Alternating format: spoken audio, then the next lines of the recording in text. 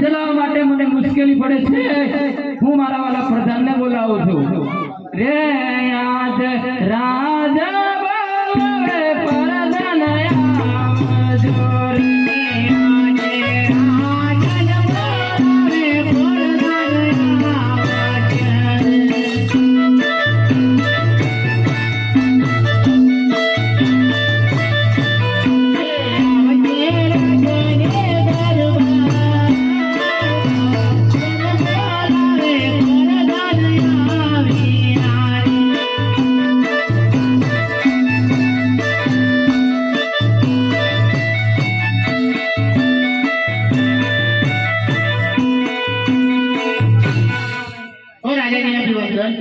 अभिनंदन जी हो मने आ खराब बोले કેમ બોલાવો हो आपने મને એક જ કારણ છે કે આપણા અંદર શું ચાલે છે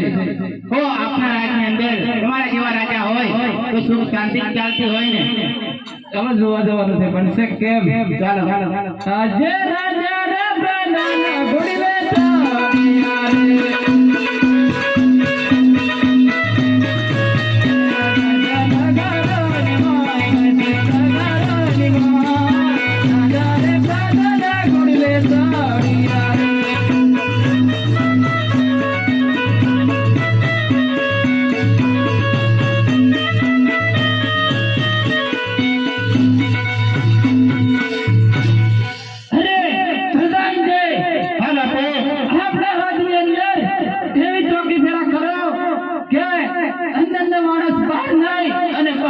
अंदर नहीं आओ ना જોઈએ કોઈ ભલે બાપુ તમે શાંતિથી બેસો હું ચોકી પર કરું હે આજે માનવા ગેડા છોડીને ઘરને વિચાલે યાર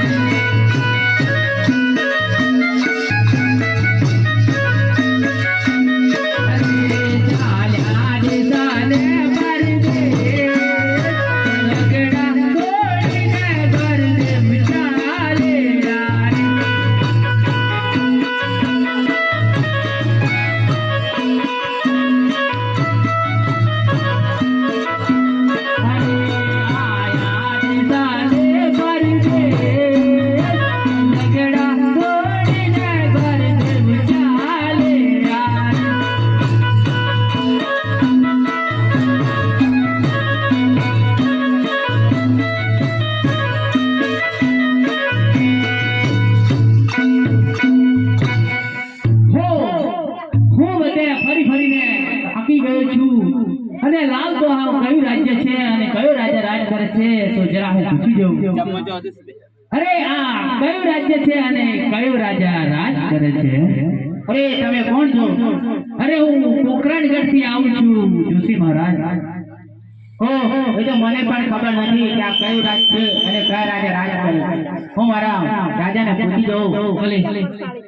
હો રાજાજી આ કયું રાજ છે અને હો રાજા પિંગલગઢ છે અને પટિયા રાજા રાજ કરે છે એટલે જોશી મહારાજ આ તો પિંગલગઢ રાજ છે અને પટિયા રાજા રાજ કરે છે ભલે તો તેમને કહો કે પોખરણગઢ થી જોશી મહારાજ થોડા ટકો અને શ્રીફળ લઈને આવે છે અને તમને મળવા માંગે છે મળવા માંગે છે મળવા હો રાજાજી પ્રધાનજી કોઈ જોશી મહારાજ આયા છે હો રાજના હોય તો અંદર આવો અને રખડતા પકડતા હોય તો સત્ય ભીખ આપીને રવાના કરો ભલે હો ભલે તમે રાજના છો કે કોઈ રખડતા ઓ અસલ રાજ્યો જ છું પોખરણગઢ થી આવું છું કાજે તારી ગોરાણે નામ દુખા મેલા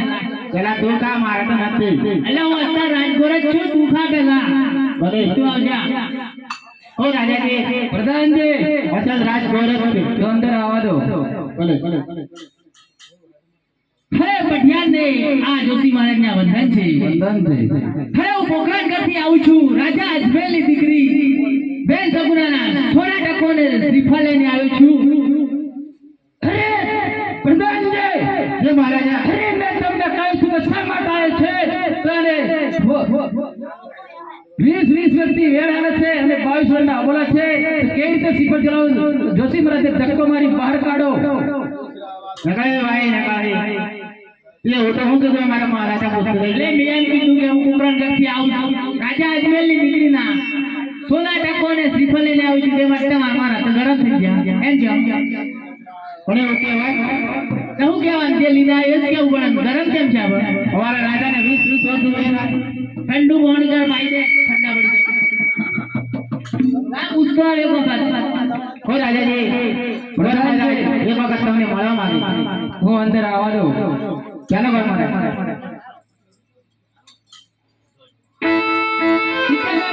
રાજા